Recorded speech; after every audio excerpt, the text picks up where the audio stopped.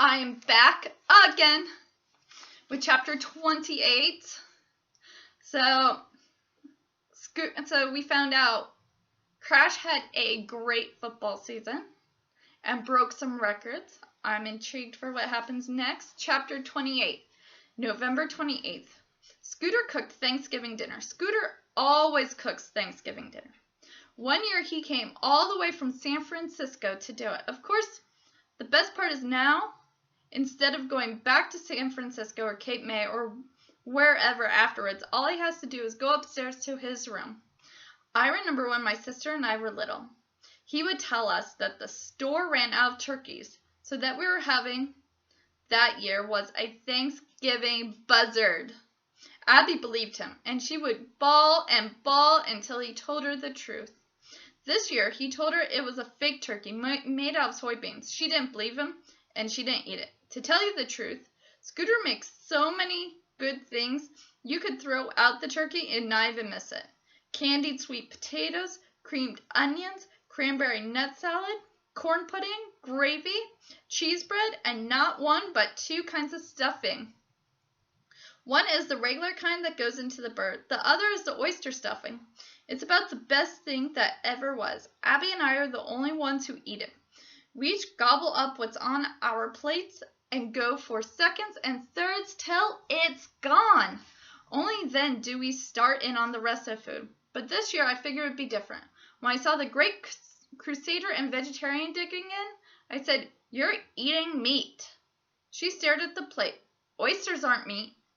"They're not vegetables," I said. "They're not fruit." Her fork hand flopped to the table. There was a real pain in her expression. She was staring at the biggest sacrifice at all. Then she suddenly brightened up. "Ha!" she went, and she stabbed a forkful of oyster stuffing. "Oysters don't have faces!" Usually we have relatives over for the day. This year it was Uncle Herm, Aunt Sandy, and Bridget. As soon as they came in, Uncle Herm was all over Abby and me. "Hey there, they are."